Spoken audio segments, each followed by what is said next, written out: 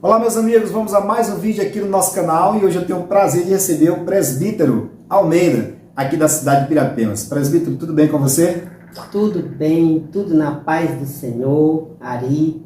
Quero agradecer a Deus em primeiro lugar e agradecer a você e desejar uma feliz Páscoa para você e para todos os nossos telespectadores. Bom, a gente está vivenciando a Páscoa. Como foi essa Semana Santa? Foi boa? Semana Santa foi boa, foi maravilhosa, estamos com vida, estamos agradecendo a Deus, apesar de todas as turbulências, mas o Senhor é conosco todos os dias. Ok, muito bem. Bom, a gente quer falar sobre teologia, presbítero, e falar sobre o criacionismo de Deus. Para você, responda para todos nós, como foi que surgiu o universo segundo a sua colocação? Vejamos, biblicamente, Ari e todos que nos assistem, o capítulo 1 e o capítulo 2 do livro de Gênesis, a Bíblia diz que no princípio criou Deus os céus e a terra. A terra era sem forma e vazia, e o Espírito de Deus se desenrolava sobre a face das águas. Sim. Então logo nós vemos que antes da formação do mundo, Deus já existia. Ele diz, eu sou o alfa e o ômega. O que é isso? Eu sou o começo e o fim. Né? Então, o mundo, o criacionismo de Deus, ele foi feito, o universo foi feito através da palavra de Deus. Antes que Deus, que o mundo existisse, Deus já existia, porque Deus que criou o mundo. Isso está escrito lá no livro de Gênesis, capítulo 1 e capítulo 2. Muito bem. Bom, a colocação sobre 6 ou 7 dias. Qual é o correto, segundo a teologia, segundo o livro sagrado, na sua colocação? Vejamos, teologicamente, as pessoas dizem que Deus criou primeiro isso, criou primeiro aquilo, mas eu digo que a primeira coisa que Deus criou foi o universo. Porque a Bíblia diz, no princípio criou Deus os céus e a terra. Essa foi a primeira criação de Deus? Foi a primeira criação, está lá no livro de Gênesis, capítulo 1, versículo 1. Aí depois Deus foi criando as outras coisas. Deus foi separando a parte seca, né, que chamou-se terra, onde habita vida, e a parte com água, que ele chamou oceano, aonde provém a alimentação para as pessoas que vivem na terra, que somos nós. Né? Então, foram as coisas de Deus, segundo a Bíblia, elas foram criadas, melhor dizendo, em 6 dias. Porque no 7º dia, Deus descansou. Então, todo o universo ele foi criado em 6 dias. E de que foi feito o universo? Tudo foram feitos segundo a palavra, o poder da palavra do soberano Deus. Teologicamente, nós entendemos assim, que tudo foi criado pela palavra de Deus. Ok. Bom, pastor, presbítero, pastor, né, que tem o mesmo sentido, eu queria perguntar a você referente ao descanso, você acaba de citar, o 7º dia, sobre o descanso. Mas Deus se cansa? Vejamos, Ari, e todos que nos ouvem, né?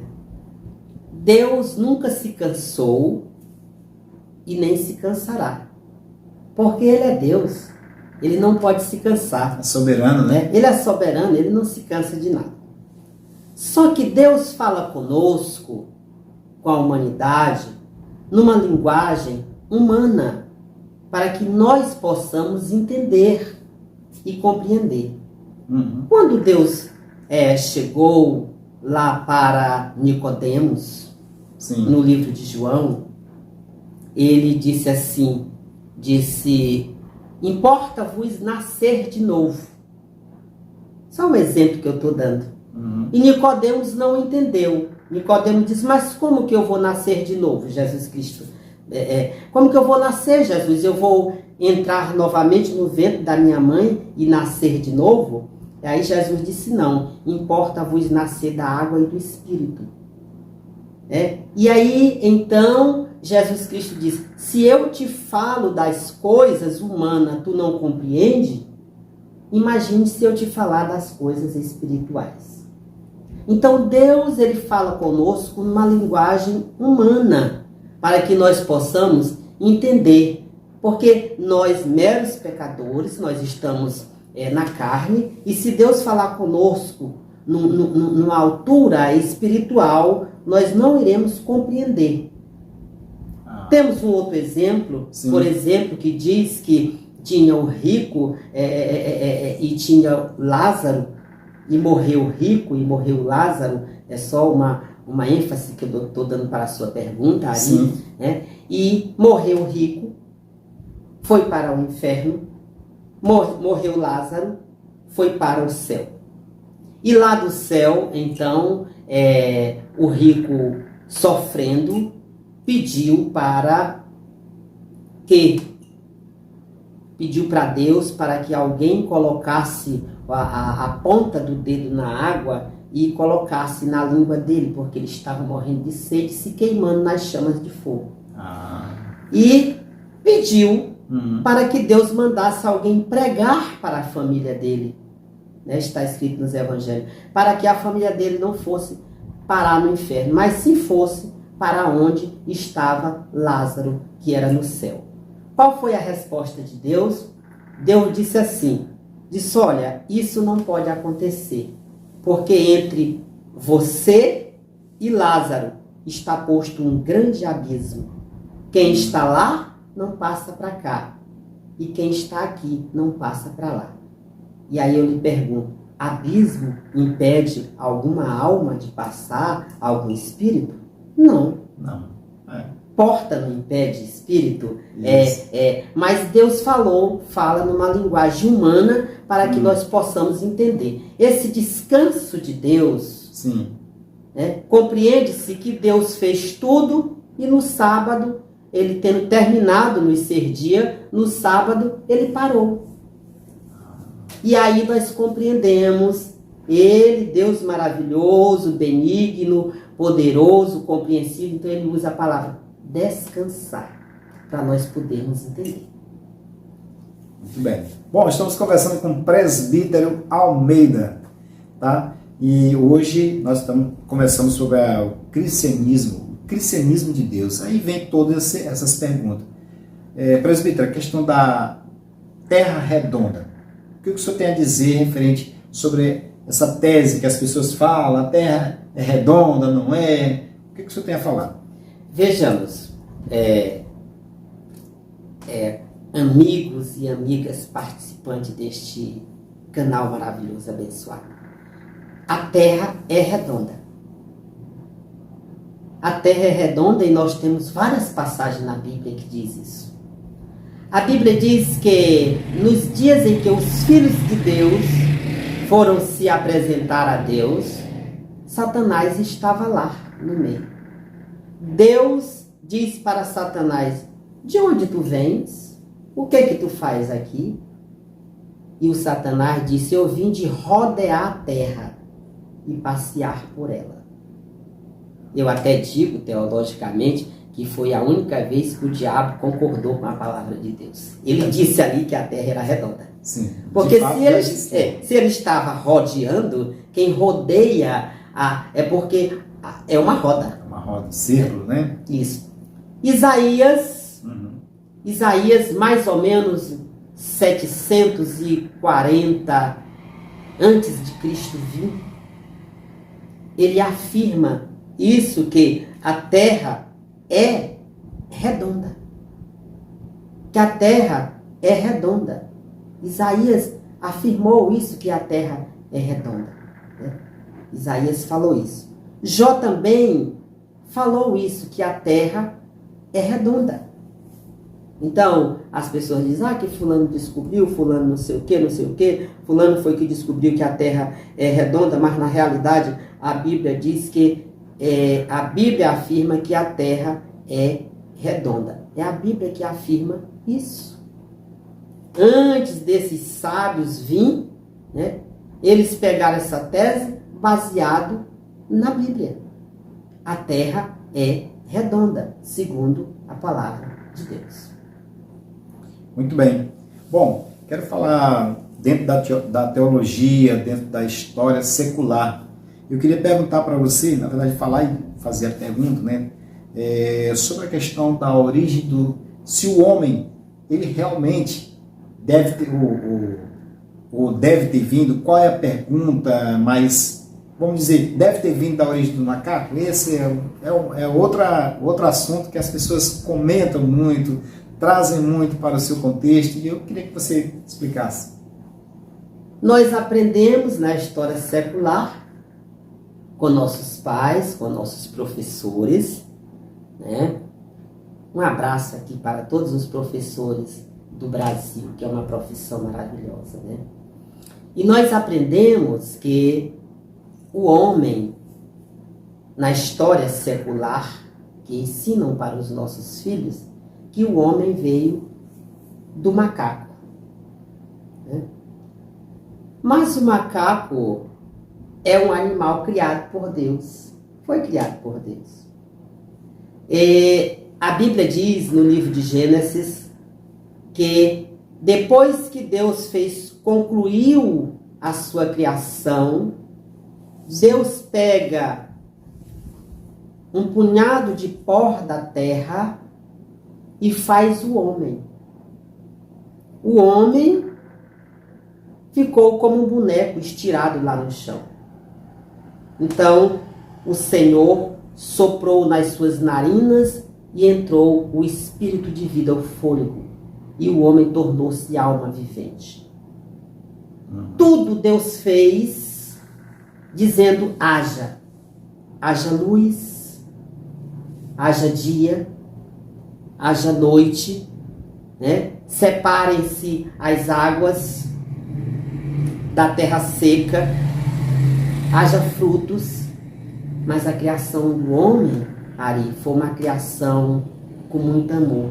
Deus não disse haja homem.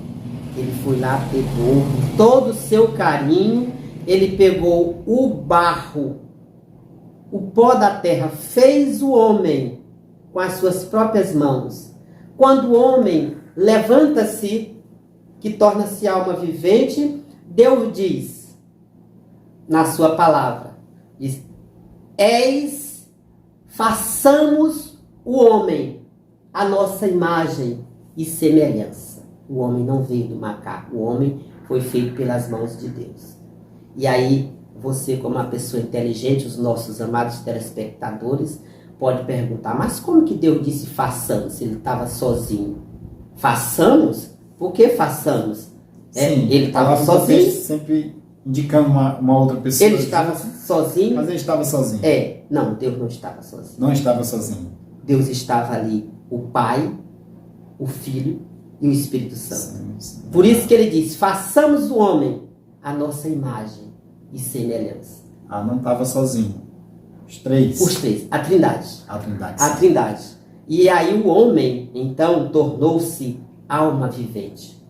Deus faz um grande jardim e coloca o homem dentro para regar, para cuidar do jardim. Acredito que você tenha entendido que Sim. Tudo Deus fez só dizendo haja, com o poder da sua palavra. Mas o homem não. Ele pegou carinhosamente o pó da terra, fez o homem. E aí, quando ele terminou de fazer, ele disse: tu és pó, e ao pó retornarás. É o destino meu, teu e de todos nós. Todos nós. Muito bem, as palavras do nosso amigo presbítero Almeida aqui no nosso canal. Estamos falando sobre o criacionismo de Deus, né? O criacionismo de Deus, ele traz todo esse contexto de perguntas e respostas que o nosso presbítero nos traz.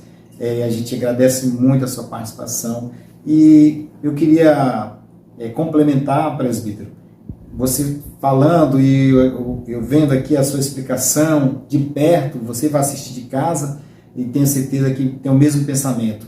Tudo feito com amor, né, presbítero? Tudo com amor. Tudo com amor.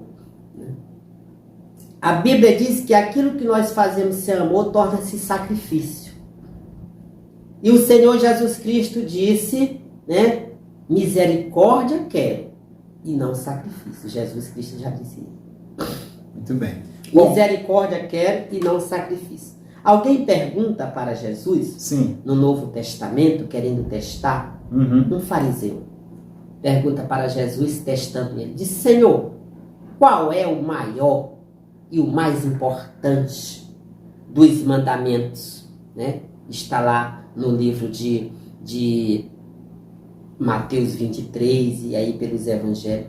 E Jesus responde, diz: o primeiro e maior mandamento é: amarás o Senhor teu Deus de todo o teu coração, de toda a tua alma e de todo o teu entendimento. E o segundo é semelhante a esse: amarás o teu próximo como a ti mesmo. Sem amor, não adianta. Não adianta ser religioso, não adianta pregar, não adianta curar, não adianta fazer nada, porque são palavras que se perdem no ar. Eu faço uma reflexão dentro do seu programa que eu lhe agradeço. bem. Ouçam, povo de Pirapema, ouçam o programa aqui do nosso companheiro Ari Silva. Conexão Cidade, galera. E de segunda a sexta, a partir das 9 horas, você me cedeu, né, amigavelmente este momento de reflexão, e eu sempre tenho falado neste momento de reflexão sobre o amor, né? E quando eu digo ovelhas queridas, ovelhas que me ouçam, ovelhas amadas por Jesus, é uma expressão de amor que eu estou falando ali para todos que estão me ouvindo. O que eu estou falando com pessoas que são imagem e semelhança de Deus. Muito bem, muito bem. O amor ao próximo. O presbítero está colocando aqui em suas palavras, e aliás, não é uma interpretação, e sim é o que tem lá no livro sagrado e que vem dos primeiros, né, passos de Jesus aqui na terra, que vem através do Pai, né, que ele foi enviado, Exatamente, trazendo o amor à humanidade. A humanidade. Presbítero, eu fico muito agradecido pela sua participação. Hoje, domingo de Páscoa, é dia de festejar. Qual é a mensagem que você deixa para o povo de Pirapemas, para o povo que vai assistir nosso vídeo, para a sua família, enfim, qual a mensagem da Páscoa que você deixa para todos nós? A mensagem da Páscoa eu englobo todo mundo. Família, povo de Pirapemas, Redondeza, Maranhão, Brasil, mundo, por onde for este seu canal, Arimateia, é Páscoa. Jesus se reúne com seus discípulos e faz a Páscoa, né? Domingo de Páscoa, né? E ele chega num certo lugar, ele diz, olha, diz para os discípulos, vocês vão à frente, e quando chegar num certo lugar, tem um homem que tem um jumentinho. Vocês desamarram o jumento, e se o dono perguntar, por que vão levando o meu animal? Vocês só dizem assim, o mestre precisa dele. E vocês tragam o jumento para mim. Com esse jumento, Jesus entrou montado nas ruas de Jerusalém. Aquela festa bonita. Aquela festa maravilhosa. Mas eu quero te dizer, Ari, que aquelas mesmas pessoas que botaram flores, botaram tapete vermelho e dizia, Hosana nas alturas, aquele que vem em nome do Senhor, aquelas mesmas pessoas pediram a crucificação de Jesus. E aí Jesus, hoje, é simbólico, sabemos que Jesus não está mais morto, Jesus vive. É o Cristo ressuscitado, né? Ressuscitado para a glória de Deus e para a justificação nossa, para o perdão nosso. E quando chega de manhã cedo, né, que era costume das mulheres ir ao sepulcro, de manhã, o primeiro dia da semana, que os judeus contam que é o domingo, E elas foram ao sepulcro. Quando elas chegam lá no sepulcro, domingo, no romper da alva, elas olham e a pedra está removida. A pedra removida do sepulcro. Aleluia, glória a Deus. E ali tinha um rapaz sentado de branco. Era um anjo. Um anjo. E elas então disseram, mas cadê Jesus?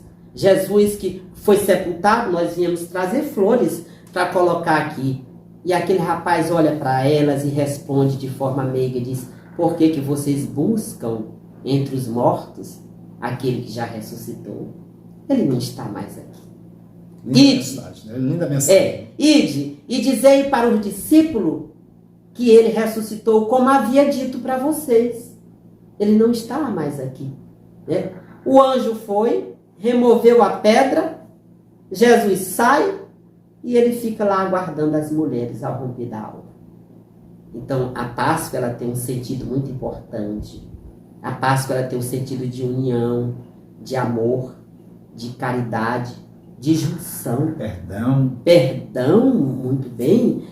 Perdão, né? Abraçar. E se você quer dizer para uma pessoa que você ama, não precisa esperar ela morrer, não.